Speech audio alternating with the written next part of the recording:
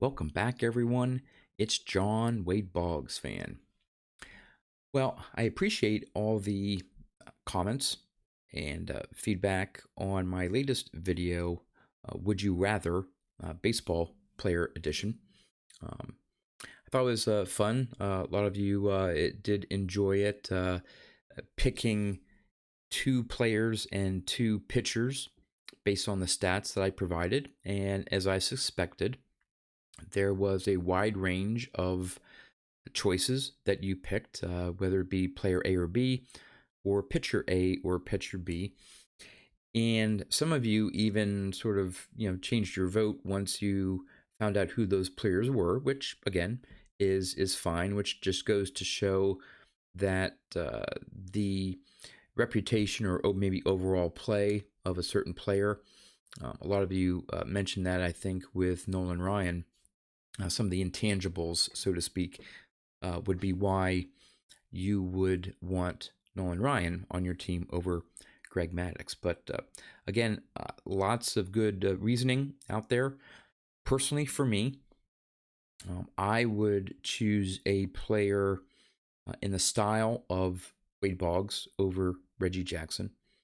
Me personally, I'm always a proponent of players getting on base because if you have a home run hitter, but you don't have anyone getting on base, you got a lot of solo home runs, and that may not be enough to win games. So you need to get players on base, and you don't necessarily have to have a home run hitter behind you to drive a run in. If you can get a player on second or third, base hit could score a run, so it doesn't have to be a home run and continue the inning and so on. For pitchers, that's now those two is a pretty tough choice for me. I would tend to maybe lean a little bit toward the Greg Maddux type of pitcher, but definitely Nolan Ryan has definitely good qualities. In fact, one stat after I did the video that I looked up, because I wanted to see how many complete games each pitcher had in their career, and I was a little surprised at first to find out that Nolan Ryan had, I don't know, it may not be as much as twice, but had a decent number more than Greg Maddux. Now, I think Nolan Ryan, pitched more seasons than Greg Maddux, but I would have thought that Greg Maddux would have had more complete games, just because he tended to go, longer into games and so on. But then I looked at the eras that Nolan Ryan pitched in and Greg Maddux pitched in predominantly. And in the early days of Nolan Ryan's career, pitchers were expected to pitch a lot of innings. I mean, Nolan Ryan, just high 200s, even a couple seasons, I think 300 innings pitched, started 38, 39, 40 games a season, and had maybe half of them complete games, because back then you expected your pitcher to go 8, 9 innings a lot. Maybe not all the time, but a lot. Then more as Greg Maddux's major part of his career, you started to see the role of closers and setup men. And while Greg Maddux was a great pitcher, didn't have as many complete games as Nolan Ryan. So that surprised me a little bit, because I'm always for pitchers that can, eat up a lot of innings to save that bullpen. So I don't know. That was a tough choice for me. Maybe I'd sort of lean, if I had to, toward Maddux, but compared to those two, Nolan Ryan definitely is up there. So, all right, on to the subject of today's video. It's been a while since I've done a top 10 list. So, look back at some previous videos. I did a top 10 list of my Wade Boggs cards from the 1980s. Then I did a top 10 list from cards from 1990 to 1995. Then, as more cards started to be produced of Wade in any given year, I started to do it year by year. So I did one for 96, 97, and 98. So this will be a top 10 list of my Wade Boggs cards from 1999. Now, in 1999, there were the most Boggs cards made in any given year up to that point. Nearly 300 different cards were made of Wade Boggs in 1999. And most of that was due to Topps Tech. And for those of you who are familiar or maybe not familiar with Topps Tech, there were multiple patterns made of the card, and there was a home version, home uniform version, an away uniform version, and there were 30 different patterns for each home and away. So right there are 60 different cards. Then they had gold versions serial numbered out of 10 for each of those. So out of the roughly 300 different cards, 120 of them were just dedicated to that Topps Tech set. 1999 was also a big year for Wade Boggs. That was the year he had his 3,000th hit, but he didn't do that until early August of 99.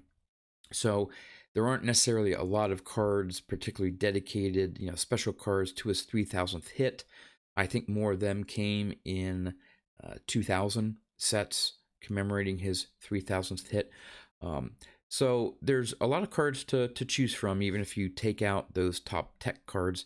But I think I narrowed down my top 10 for 1999. So we're going to turn the camera around and check out my top 10 favorite Wade Boggs cards from 1999. All right. I didn't necessarily rank these cards in terms of within the top 10. I just took them out of my card catalog in alphabetical order. But these are the top 10 cards that I have from 1999. Not necessarily my most valuable, just cards that I really like. And you'll notice there'll be a theme here. Lots of shine going on. Lots of, I don't know, foil, some refractors, just some pretty cool cards in my opinion. So we're going to start off with the Flair Showcase Legacy Collection Row 2. There's that one there. And these are serial number 299. There are 3 different rows, row 0, 1, and 2. I just happen to like this combination better. Like I said, they're all serial number 299 and has some pretty nice shine to it, but I just love the fielding and batting pose there. You can see it's the Legacy Collection by that additional stamp there. So this one just has more of like a foil action. Here's the back, and you can see the serial number 72 of 99 and row 2 down at the bottom. So that's the first one. The next one is my Metal Universe Gem Masters. Now check out the shine to that. And of course, what makes this one so special, if you're familiar with Metal Universe, is that the Gem Masters are one of ones. The only one of one Gem Master. So that has some really nice shine to that. All right, the next one, number 3 on my top 10 list, is Pacific Prism Holographic Gold. And again, this is only numbered to 480. You can see down at the bottom there, 480. And there are some others in this set, some other parallels that are lower serial numbered, but I just love, look at that, the shine of that holographic gold. Here's the back of the card. Nothing too spectacular about the back, but it's the front that I just like. So there's number 3. Number 4 is the Revolution Red. Again, there's not a whole lot of shine going on. You got some in the like that silvery background there that shines. I just like the combination of the red on this. Again, there are other different colored parallels, but there's just something about the red that I like. And this is the back. This one's serial numbered out of 299. I think, again, there's a lower serial numbered parallel, but this isn't about rarity or, again, value. It's just my top 10 cards that I enjoy looking at that I think are pretty cool. So that was number 4. All right, so number 5, Skybox Premium Star Rubies Parallel. Now, check out that shine going on. The actual card, and you can barely make it out, he's actually standing outside the dugout, reaching up into the stands to give someone a ball that he signed, or maybe getting a ball to sign, I'm not sure. But you can barely make out in the background, maybe a couple players there. Just the shine overtakes what the normal background would have been in this card, but really cool. And these are numbered out of 50. So these are pretty hard to come by. I can't remember the last time I saw one of these show up on eBay. I've had this for a very long time. So there's number 5.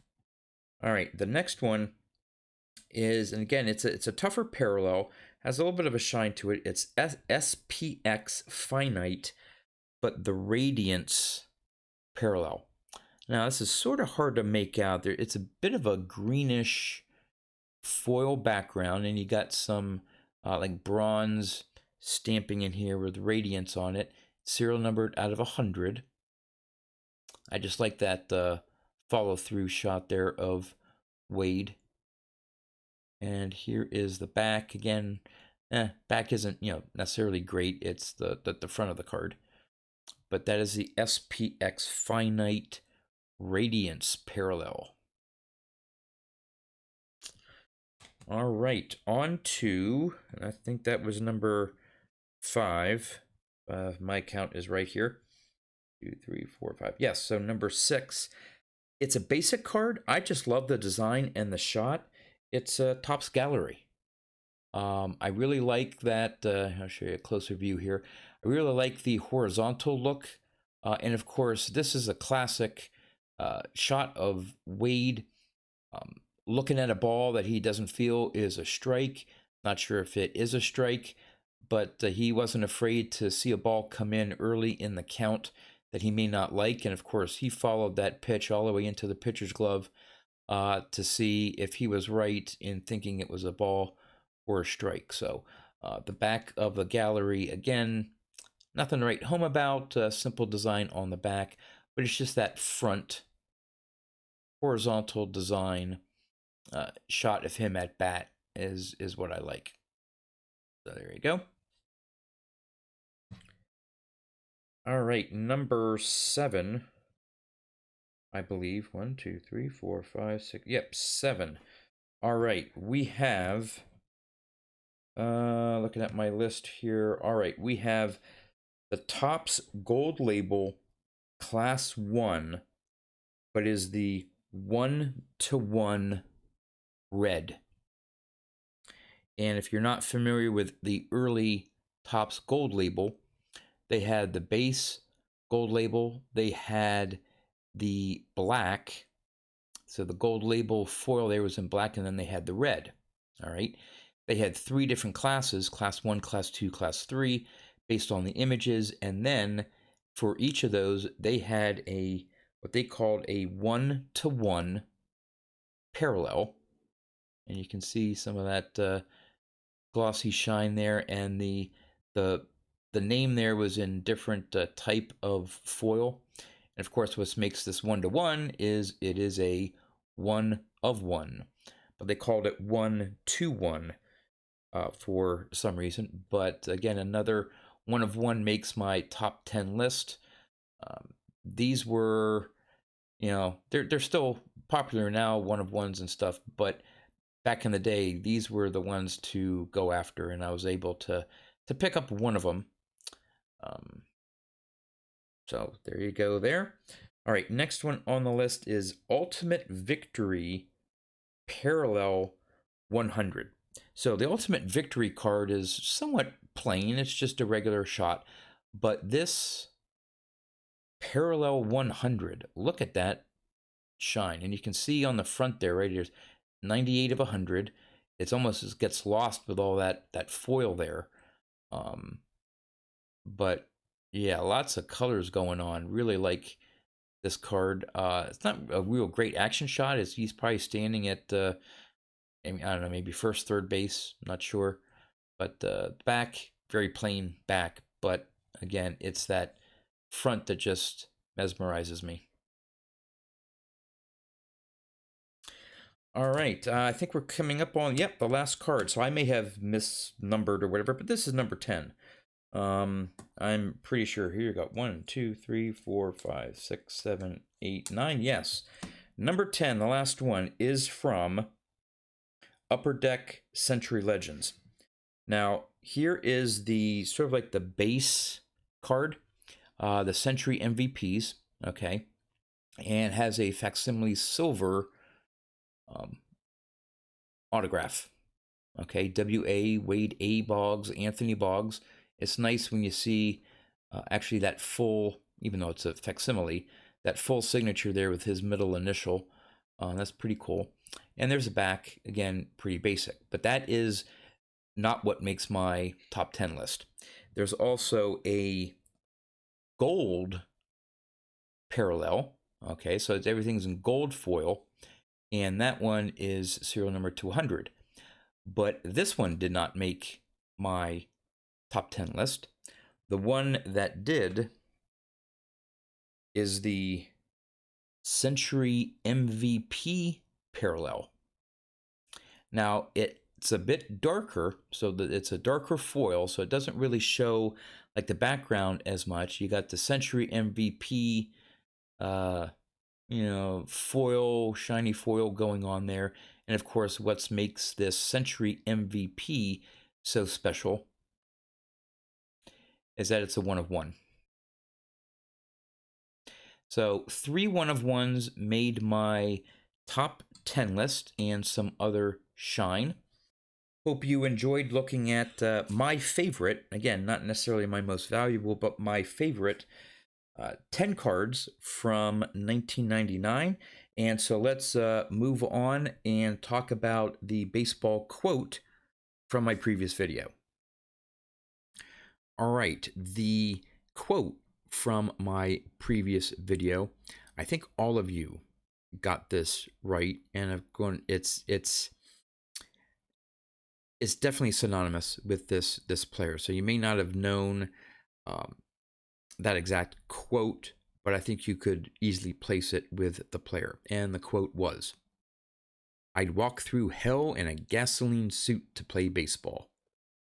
And yes, that was Mr. Charlie Hustle, Pete Rose. All right, let's wrap this video up with a trivia question. And of course, I'll have the answer for you in my next video. Now, this one may be a little bit toughy for you here, because there could be a lot of players that could hold this record. But here you go. The question is, who holds the record for most home runs hit before turning 25?